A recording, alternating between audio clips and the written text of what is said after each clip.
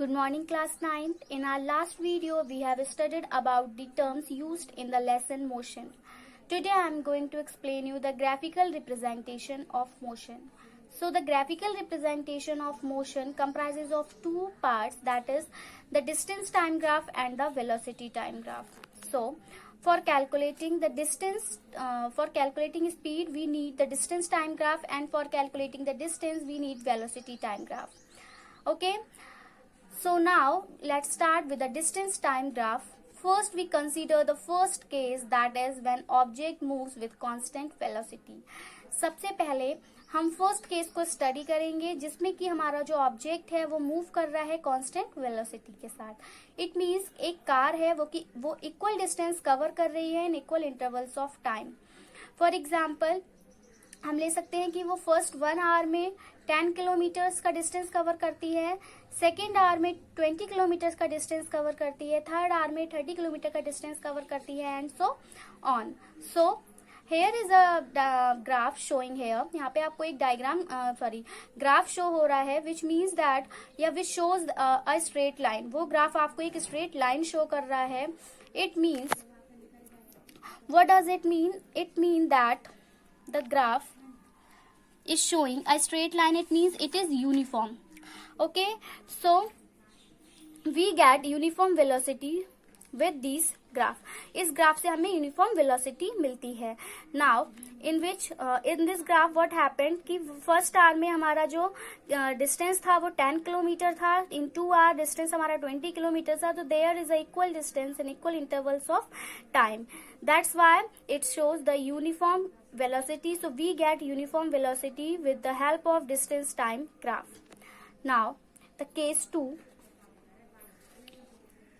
that is when object covers unequal distance in equal intervals of time. Case 2 is इसमें हमारा जो object है वो unequal distance cover करता है equal intervals of time. It means every 1 hour, after every 1 hour, 2 our, 3 our जो distance है हमारा वो डिफरेंट होता है. फॉर एग्जाम्पल 1 आवर में सपोज इन्होंने 5 किलोमीटर का डिस्टेंस कवर किया है, सेकेंड आवर में इन्होंने 20 किलोमीटर का डिस्टेंस कवर किया है, and on third hour 25 kilometre का डिस्टेंस कवर हुआ है. So there are the different distance on every equal hour. So we get non-uniform velocity with the help of this distance time graph, and it shows the zigzag line. Okay, ये zigzag line show करेगा क्योंकि यहाँ पे uniformly distributed नहीं है हमारा distance. इसने unequal distance cover किया है in equal intervals of time, as I already told you this concept in the non-uniform or uniform motion. So now let's take that how to calculate speed by using distance time graph. आइए देखते हैं कि हम speed को कैसे calculate कर सकते हैं डिस्टेंस टाइम ग्राफ को यूज करके. So here is a table given to you. यहाँ आपको एक टेबल दे रखी है. देयर इज 1 kilometre distance and time 20 in minutes is 20. 2 kilometer time is 40 minutes. 3 kilometer time is 60 minutes and 4 kilometer time is 80 minutes. Now first I show you the graph. So here is a graph in which x-axis there is time and on y-axis there is distance. So here you show the diagram that there are 2 points. Okay, we need to draw perpendicular from every point on the x-axis and y-axis. Her point से हम x-axis पे एक perpendicular draw करेंगे और एक y-axis पे perpendicular draw करेंगे. Then what happens? We mark S1 on the perpendicular on y-axis and T1 on the perpendicular x-axis. Now we mark S2 on the y-axis and we mark T2 on the x-axis.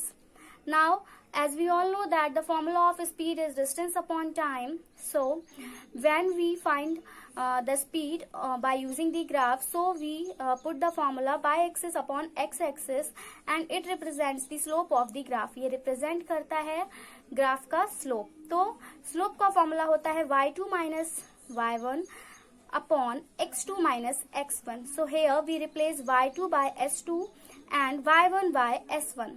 Okay, as on y-axis there are 2 points S2 and S1, so we replace y-axis by S2 and S1. So the formula of speed is S2 minus S1 upon T2 minus T1.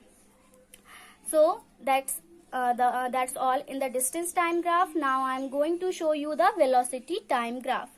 So here case 1 is a car moves at a constant velocity. Case 1 में जो car है हमारी constant velocity पे move करती है, it means उसकी जो speed है, जो वेलोसिटी है वो सेम रहती है एट एवरी आर, हर आर पे वेलोसिटी हमारी कांस्टेंट रहती है. Velocity is independent of the time, time का उस पर कोई फर्क नहीं पड़ता, whatever be the time is, but the speed is और the velocity is constant. So here you see the diagram. जब हमारा केस 1 होगा वेलोसिटी टाइम ग्राफ में, यानी कि कार हमारी कांस्टेंटली मूव करेगी, कांस्टेंट वेलोसिटी के साथ मूव करेगी, तो हमारा जो डायग्राम होगा, जो ग्राफ होगा वो पैरेलल लाइन ड्रॉ करेगा along the x axis. X axis से एक पैरेलल लाइन ड्रॉ होगी. This graph represent the velocity time graph for case 1, that is for the constant velocity. Here we need to find the distance. हमने distance time graph में speed find out की थी, and here we find distance, as we all know that this formula of distance is equals to speed into time.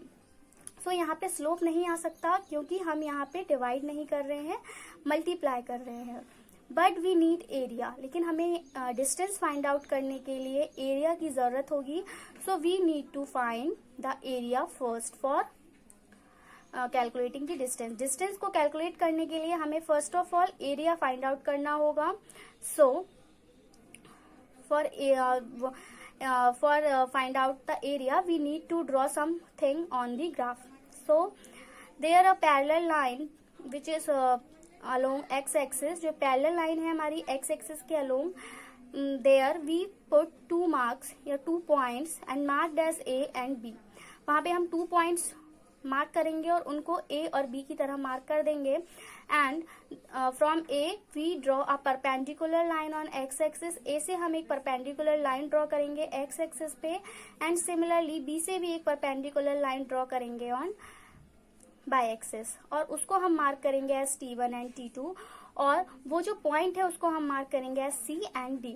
So here we find a rectangle ABCD. तब हमें यहाँ पे एक rectangle मिलेगा ABCD, as we all know that the area of rectangle is equals to length into breadth. So length is CD and breadth is AC. So for calculating the distance we use the formula CD. So in velocity time graph we have 2 parameters, velocity and time. With the help of velocity and time we draw a graph. Here you can find out distance. यहाँ आप distance find out करेंगे. As on distance time graph you find out the velocity, and on velocity time graph you have to find out the distance. Now let's us take the case 1. Here a car moves at a constant velocity. Case 1 में car है जो कि constant velocity के साथ move करती है. It means the distance remains constant at every are. हर hour में सेम डिस्टेंस कवर करती है, कांस्टेंट डिस्टेंस कवर करती है. That is we can take an example 40 kilometre per hour. हम ये सपोज कर लेते हैं कि at an every hour a car covers 40 kilometre distance. So the graph for case 1 is the parallel line. जो case 1 के लिए हमारा ग्राफ बनेगा उसमें पैरेलल लाइन शो होगी along X axis. X axis से एक पैरेलल लाइन शो होगी for the velocity time graph for case 1. So we need to find distance in this. So for finding out the distance, what we have to do, we have to draw 2 points on the parallel axis. जो parallel axis हमारी आई है graph में, उसमें हम 2 points mark करेंगे as A and B, and now we draw a perpendicular from A on x axis. हम A से एक perpendicular line draw करेंगे x axis पे, और B से एक perpendicular line draw करेंगे x axis पे, और उसको हम मार्क करेंगे as T1 and T2. और जो पॉइंट्स होंगे जहाँ T1 और T2 है, उन पॉइंट्स को हम C and D मार्क करेंगे. नाउ व्हाट यू सी, आपको ये क्या शो हो रहा है कि ये एक रेक्टेंगल बन गया है. So for finding out the distance firstly we need to find the area. Distance find करने के लिए हमें सबसे पहले एरिया फाइंड आउट करना होगा. So for finding out the area we have to put the area of the rectangle, formula of area of the rectangle. So as we all know that distance is equals to speed into time. हम सबको पता है distance का formula speed into time होता है. And for finding out the distance firstly we need to find out the area. So area of rectangle is equals to length into breadth. Here length is CD and breadth is AC. So we can find out the distance by CD and AC. Now the second is case 2 when speed changes uniformly. जब हमारी speed uniformly change होती है तब इसमें हमारा जो graph बनता है वो हमारा एज डिस्टेंस टाइम ग्राफ में बनाते हैं, एक स्ट्रेट लाइन शो करता है. Here we need to find an area of triangle for finding out the distance. अगर हमें यहाँ पे डिस्टेंस फाइंड आउट करना है so we need to find out the area of the triangle first. As I already told you in the distance time graph and on the video in the video of uniform motion and non-uniform motion, similarly यहाँ पर हर r के बाद एक same distance ही cover हो रहा होगा, इसीलिए यहाँ पे एक स्ट्रेट लाइन ड्रॉ हुई है. So we mark a point A.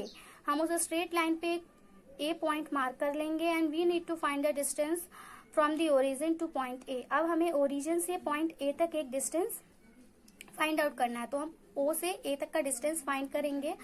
So for that what we have to do, we draw a perpendicular line on y axis and mark it as V2 and draw a perpendicular line on x axis and mark it as T2. Okay, now we have a triangle AOC. So area of triangle is equals to half into base into height. So we need the formula half into OC into AC because base is OC and the height is AC. So here we find we find the distance by using the formula half into OC into AC. Now at last I just want to summary the points. मैं आपको important points summarize करा देती हूँ. So this is when object covers equal distance in equal interval of time, it gives uniform velocity. Second, when object covers unequal distance in equal intervals of time, it is non-uniform velocity. And from the distance time graph, speed is given by the slope of the line, and from velocity time graph, distance is given by the area enclosed by the graph. Thanks. Have a nice day.